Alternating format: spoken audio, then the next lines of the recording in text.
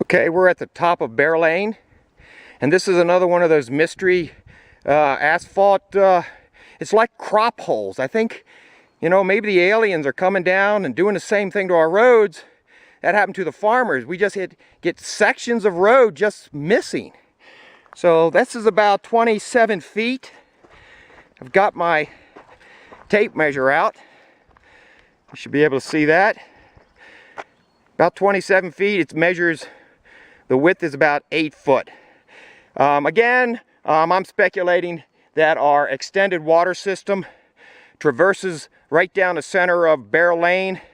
There was probably a leak or a huge settlement, probably a leak. This looks like a serious leak of the system, and you can see more settlement all through this. It kind of comes up through here and then over to the clean out. So this is our clean out. Okay, let me just mention also, since I'm standing here, John Price and Don Hawks met with Sunrise Engineering, as well as the Lincoln County Planning, John Woodward, and Mike and Stacy Petula tested the water pressures up here to be about 10 pounds of pressure. 10 pounds of pressure for potable water system and our fire hydrants, our fire control suppression system. You'll see in my notes that I prepared for our annual meeting that according to John Woodward, 40 pounds of pressure is the minimum required to keep bacteria from backflowing into your system. Okay? We're not exactly sure what the requirement, the pressures required for a fire suppression system, but John Woodward believes that the Department of Environmental Quality, who permits water systems, requires 500 gallons per hour sustained for 1 hour. This system will not do that. A little pan here. I believe this is the Ruth Dunn property, and you can see that the hillside has collapsed here. I'm estimating, I'm not going to walk up there because I'm old, but I am estimating the collapse to be 2 to 3 feet. Now, in all fairness, this whole hillside is a registered slide area. Okay, we are now standing in front of the shared private water system shared between Shadow Dancer Estates and Trail Ridge Subdivision. We also, Salt River Cove also shares our water. Actually, they buy our water from us. We have a good contract with them.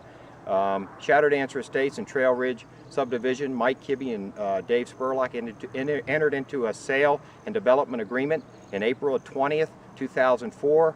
We have a document that I will distribute at the annual meeting that explains all the gory details about that relationship, and basically it talks about easements, the purchase of the second phase of Trail Ridge from Mike Kibbe, and it talks about the water system management, etc., etc.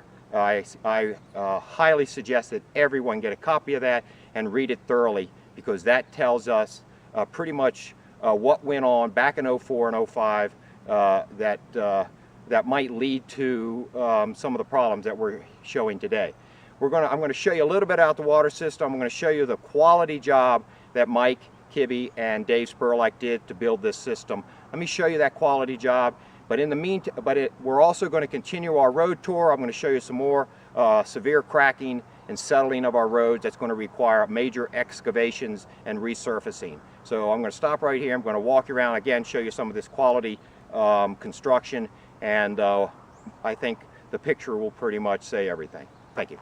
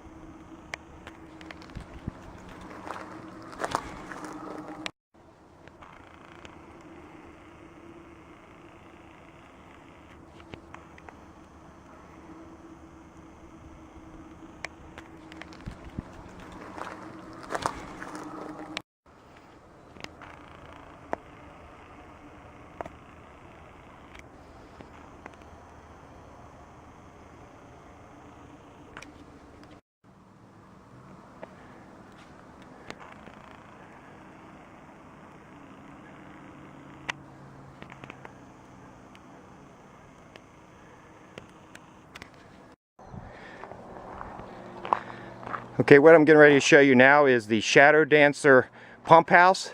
Again, because Shadow Dancer, all the lots are above the tank. They must have a complete pump system. All of the pressure on all those lots are driven by these massive pumps.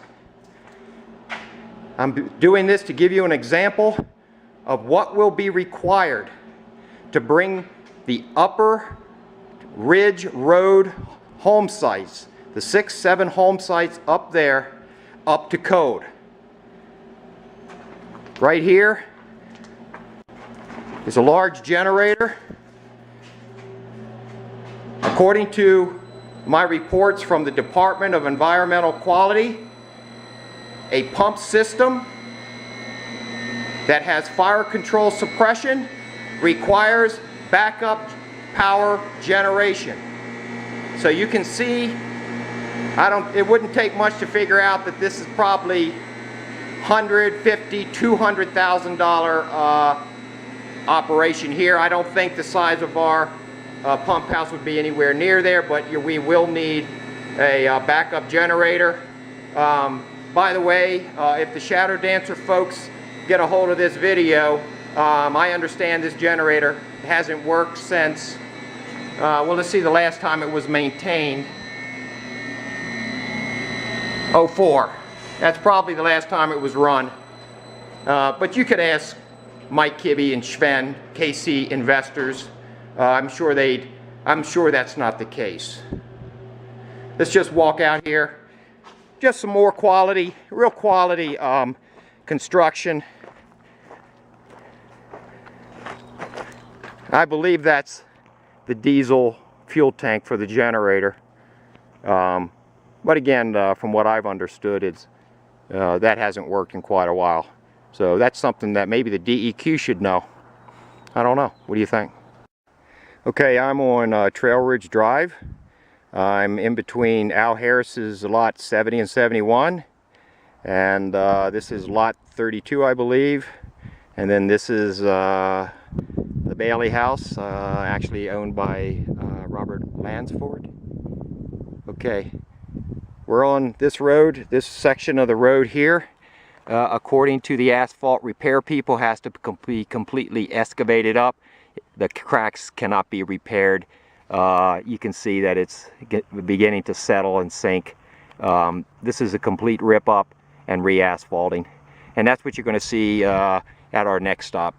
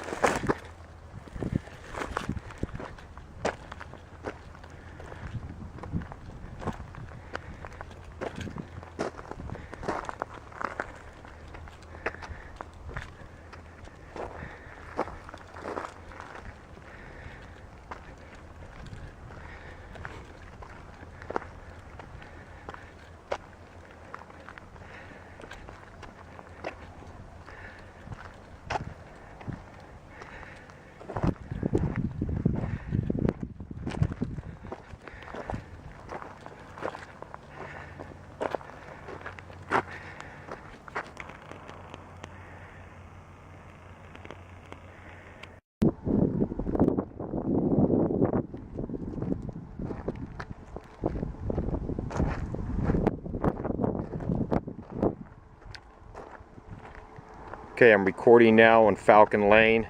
There's a lot of crack repair, but this asphalt is also starting to come apart, settle. So I'll just kind of zoom in.